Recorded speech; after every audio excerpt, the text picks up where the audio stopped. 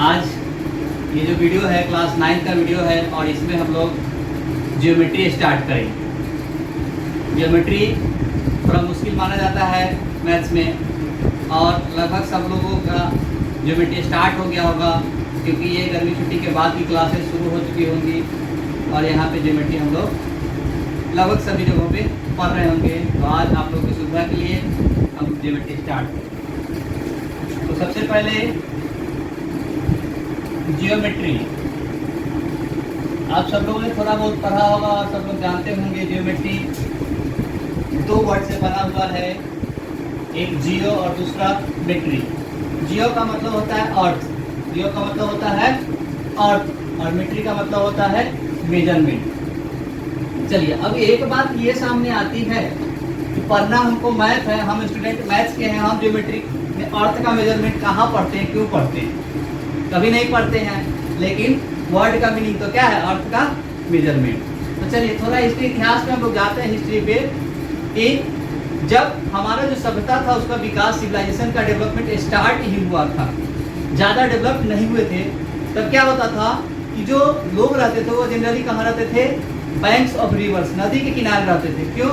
क्योंकि वहाँ से पीने के लिए पानी मिल जाता था, फसल के लिए पानी मिल जाता था और उस समय मोड ऑफ ट्रांसपोर्टेशन भी पानी ही होता था। नदी के सहारे, नदी के पानी के सहारे ही लोग एक जगह से दूसरी जगह पे जाते थे। तो जहाँ इतनी सारी सुविधाएं मिलती थी नदी से, वहाँ कुछ इसके नुकसान भी थे। क्या नुकसान थे? बाढ़ के समय में, बारिश के समय में जो बाढ़ आता था, फ्लड आती थी, फ्लड के कारण क्या होता था? आसपास के एरिया में पानी फैल जाता था और तब जो अलग अलग अपने हिसाब से, अपने सुविधा के हिसाब से जो घेर के रखते थे जमीन को, लोग फील्ड को, तो उसमें क्या होती थी? लड़ाई झगड़े स्टार्ट हो जाते थे। किसी का कुछ है, किसी का कुछ है। लेकिन फ्लड्स आने के कारण क्या हुआ?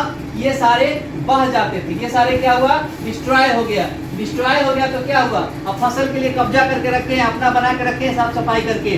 अब जो ताकतवर आदमी आ गया हुआ क्या करने लगा? लड़ाई करके जो साफ किया हुआ जमीन है उस पर कब्जा कर लेता था। तो फिर किसी समझदार आदमी ने क्या किया? नहीं, ऐसे काम नहीं चलेगा। तो उन्होंने क्या किया?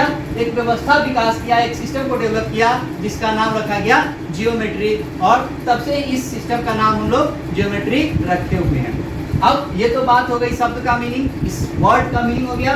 लेकिन अगर हम मैथ्स में कहेंगे या लैंग्वेज में कहेंगे तो ऐसे नहीं कहेंगे। लैंग्वेज में क्या कहेंगे? Geometry is the branch of mathematics in which we study about plane figures and their properties. क्या? ज्यामिति जो है गणित की वह शाखा है जिसमें हम लोग समतलीय चित्रों एवं उनके गुणों के बारे में पढ़ते हैं। The parts of mathematics, the branch of mathematics in which we study about plane figures and their properties. जो ज्योमेट्री हम लोग पढ़ते हैं उसका नाम रखा गया है यूक्लिडियन ज्योमेट्री। यूक्लिडियन ज्योमेट्री क्यों रखा गया है? क्योंकि जो हमारे पास रिटन हिस्ट्री है उसमें जो ज्योमेट्री हम लोग पढ़ते हैं उसमें ज्योमेट्री को डेवलप करने वाले में यूक्लिड का ही नाम रखा गया है, साइंटिस्ट का। लेकिन हमारा जो ज्योमेट्री पढ़ते हैं वो हमारा जो भारत के इतिहास का ज्योमेट्री है वो इन सबसे बहुत आगे है। लेकिन बीच में क्या हुआ कि गुलामी के दौर में मुगलों द्वारा आक्रमण, तुर्कों द्वारा आक्रमण और अंग्रेजों द्वारा आक्रमण के समय हमारा जो इतिहास था उसको नष्ट कर दिया गया, हमारे हिस्ट्री को डिस्ट्रॉय कर दिया गया, जिसके कारण आज हम साइंस में और मैथ्स में बहुत सारी चीज़ें जो पढ़ते हैं हमारे पुराने ऋषि मुनियों द्वारा रिसर्च किया गया था उसको बाकी लोगों ने अपना पेटेंट करा लिया है। तो खैर ये हमारा विषय नहीं है हम लोग, लेकिन थोड़ा बहुत जानेंगे अपने इतिहास को। अब आते हैं हम लोग, जब ज्योमेट्री की बात होती है तो ये जो यूक्लिडियन ज्योमेट्री पढ़े थे इसमें इन्होंने कुछ चीजें बताई थी। क्या बताई थी उसके बारे में हम लोग थोड़ा सा जानेंगे। दो वर्ड जो आप लोग पढ़ते होंगे और इससे आप लोग थोड़ा परेशान भी होते होंगे। आज चलिए इसके बारे में हम लोग थोड़ा डिस्कशन करते हैं और इसको जानने समझने का प्रयास करते हैं। ठीक है? एक्सियोम्स और पोस्टुलेट, ये दो वर्ड है, एक्सियोम और पोस्टुलेट्स। दोनों का मीनिंग लगभग सेम है लेकिन यूज के बेसिस पे दोनों को अलग अलग नाम दिया गया हुआ है। एक्सियोम ये भी सेल्फ प्रूव्ड एविडेंट है, सेल्फ प्रूव्ड स्टेटमेंट है, स्टेटमेंट है और ये भी सेल्फ प्रूव्ड स्टेटमेंट है।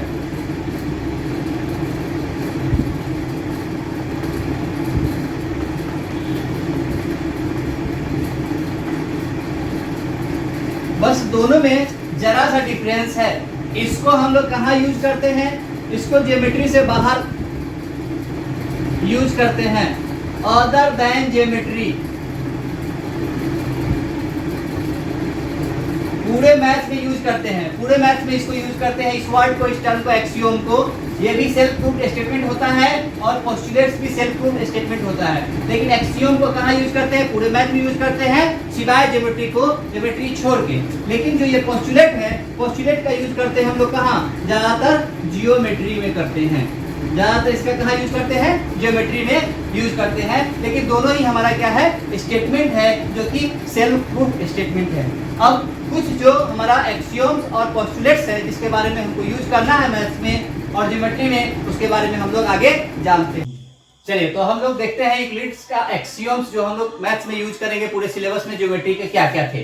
पहला हमारा क्या कहता है? Things equals to the same things are equal. चलिए, इसके लिए हम एग्जांपल लेते हैं। ठीक, कोई ये एक वस्तु है, मान लीजिए कि एक ऑब्जेक्ट है, ये ऑब्जेक्ट है और इसके इक्वल ये है। अगर इस ऑब्जेक्ट के इक्वल ये है और फिर इसी ऑब्जेक्ट के इक्वल ये भी है, तो ये दोनों ऑब्जेक्ट आपस में इक्वल होंगे। यही हमारा पहला पोस्टुलेट्स कहता है। क्या कहता है? फिर से एक बार समझेंगे।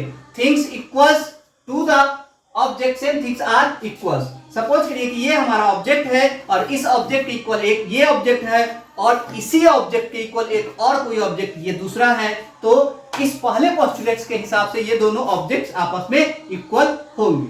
चलिए, हम लोग नजर डालते हैं दूसरे पोस्टुलेट्स पे। Equals added to equals are equal. ये भी लगभग सेम चीज ही है कि अगर किसी सेम चीज में अगर इक्वल चीज ऐड करते हैं, मान लेते हैं ये इसका कन्वर्ट भी कर सकते हैं, ये दोनों आपस में इक्वल है। क्या है? ये दोनों आपस में इक्वल है और इसी के साथ ये ऐड करते हैं और फिर इसके साथ ये ऐड करते हैं, तो फिर हमको जो रिजल्ट मिलेगा वो दोनों आपस में इक्वल हो जाएगा। थर्ड हमारा क्या कहता है? Equal subtracted to equals are equal. अब फिर हम क्या करते हैं कि ये दोनों चीज आपस में इक्वल है। ये दोनों बुक्स क्या है? आपस में इक्वल है।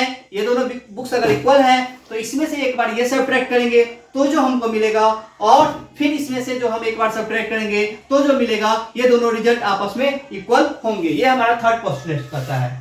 फोर्थ क्या कहता है? Things coinciding are equal. Things coinciding का मतलब, कहने का मतलब क्या है कि ये दो बुक है और दोनों एक दूसरे को कंप्लीटली कवर कर लेते हैं। दोनों एक दूसरे को कंप्लीटली कवर कर लेते हैं, तो ये दोनों ज्योमेट्री के पोस्टुलेट्स के हिसाब से, यूक्लिड के एक्सियोम के हिसाब से, यूक्लिड्स के एक्सियोम के हिसाब से ये दोनों आपस में इक्वल होंगे। कोइंसाइड का मतलब होता है कंप्लीटली कवर कर लेना।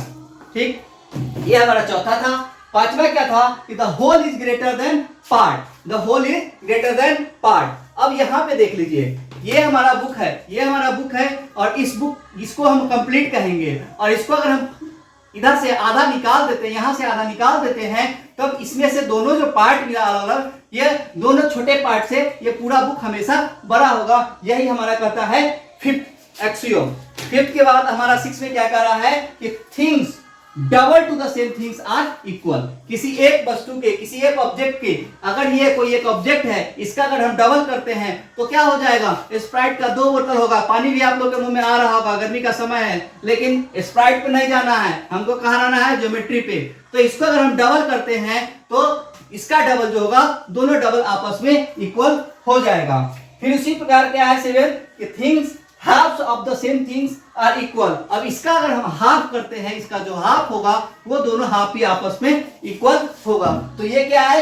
7 एक्सियोम्स है, 7 एक्सियोम्स है, जिसका यूज हम लोग पूरे ज्योमेट्री में करेंगे। अब देखिए, पहला पोस्टुलेट जो है ये कहता है क्या? कि straight line can be drawn by using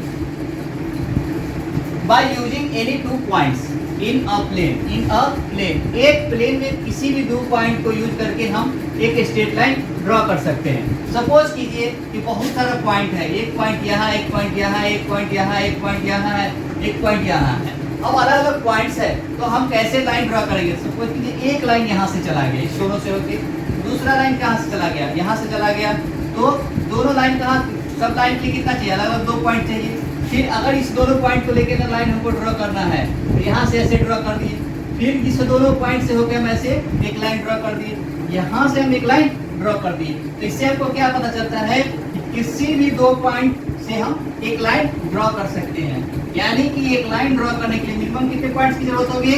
minimum हमको 2 पॉइंट्स की जरूरत होगी। अगर हमारे पास 2 पॉइंट्स है तो एक लाइन हम ड्रॉ कर सकते हैं। दूसरा देखिए हमारा क्या कर रहा है, छोटा छोटा है, बराबर वालों देखना नहीं चाहिए।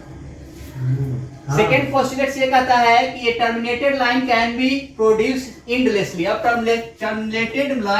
टर्मिनेटेड लाइन का मतलब क्या हो गया? ऐसा लाइन जो आगे न बढ़ाया जा सके। ये लाइन हमारा क्या हो गया? टर्मिनेटेड लाइन हो गया। जिस 2 पॉइंट से इसको हम लोग दिखा रहे हैं। और एंडलेसली कहने का मतलब क्या हो गया कि इसको हम दोनों तरफ इनफाइनाइट लेंथ तक इसको हम बढ़ा सकते हैं। और यही कहता है हमारा इसका सेकेंड पोस्टुलेट। चलिए थर्ड का हम देखते हैं। थर्ड पोस्टुलेट हमारा क्या कहता है?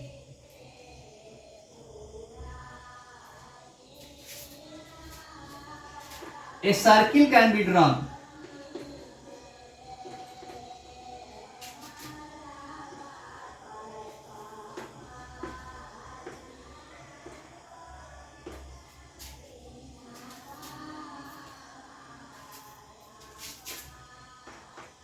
ये सीधी खोलते हैं।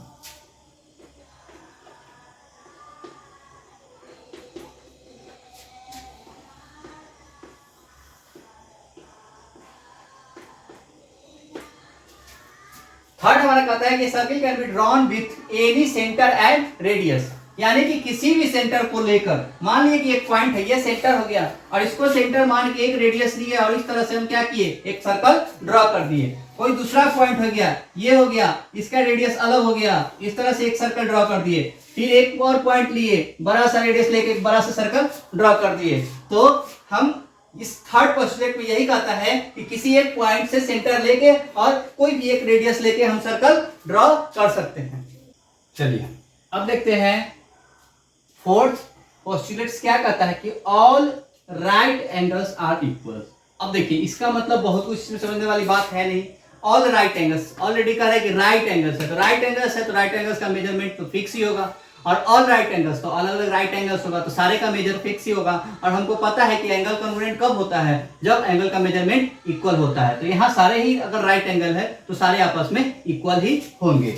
अब ये बात आती है फिफ्थ पोस्टुलेट की कि if a straight line falling on 2 straight line. अब देखिए 2 स्ट्रेट लाइन पहले से ड्रॉ किया गया हुआ है, 2 लाइन स्ट्रेट लाइन पहले से ड्रॉ किया गया है और इस पे कोई स्ट्रेट लाइन फॉल होता है, यानी कि इस पे एक स्ट्रेट लाइन अलग से आ जाता है। ये हमारा फिफ्थ पोस्टुलेट कह रहा है। अब आगे देखिए क्या कहते हैं कि if a straight line falling on 2 straight lines makes the interior angles on the same side of it taken together. अब यहाँ पे क्या हुआ, इधर भी इंटीरियर एंगल्स बन रहा है एक पेयर और इधर भी इंटीरियर एंगल्स एक पेयर बन रहा है। अब आगे क्या कहता है कि then the 2 straight lines if produced infinitely meet on that side on which the sum of angles is less than 2 right angles। अब यहाँ पे देखिए हमको समझना ये बात है, इसमें ये क्या कर रहा है कि एक स्ट्रेट लाइन फॉल्स हो रहा है 2 स्ट्रेट लाइन पर, यानी कि एक स्ट्रेट लाइन 2 स्ट्रेट लाइन पे आ रहा है। अब क्या कहता है कि कितना, अब यहाँ पे देखिए ये हमको पता है ये दोनों का सम क्या होगा 180 होगा और इस दोनों का सम भी 180 होगा, यानी कि टोटल क्या हो गया 360 हो गया। टोटल क्या हो गया 360 हो गया, यानी कि चारों एंगल का सम कितना हो गया 4 राइट एंगल्स के बराबर हो गया। लेकिन ये जो पोस्टुलेट्स हमारा कहता है कि एक तरफ इधर 2 इंटीरियर एंगल्स है और एक तरफ इधर 2 इंटीरियर एंगल्स है और यह दोनों लाइन को अगर इंडलेसली बढ़ाएं, यानी कि दोनों लाइन को अगर दोनों तरफ हम बढ़ाते जाएंगे तो ये दोनों लाइन जो ये लाइन और ये लाइन आपस में उस तरफ जाके मिलेगा जिस तरफ के इंटीरियर एंगल का सम 2 राइट एंगल से छोटा होगा, यानी कि इस एंगल और इस एंगल का सम 180 से छोटा होगा तो ये इधर जाके मिल जाएगा, इंटरसेक्ट करेगा। और अगर इस दोनों का सम 180 से छोटा होगा तब ये इधर आके इंटरसेक्ट करेगा, नहीं तो इंटरसेक्ट नहीं करेगा। तो जिस तरफ कम होगा 180 से दोनों का सम वही जाके यह आगे मिल जाएगा। तो ठीक है, आज के लिए इतना ही। फिर अगले क्लास में हम इसके जो डिफाइनिंग वर्ड्स है उसके बारे में पढ़ेंगे और फिर आगे हम लोग क्वेश्चंस वगैरह करेंगे। तो ठीक है, धन्यवाद।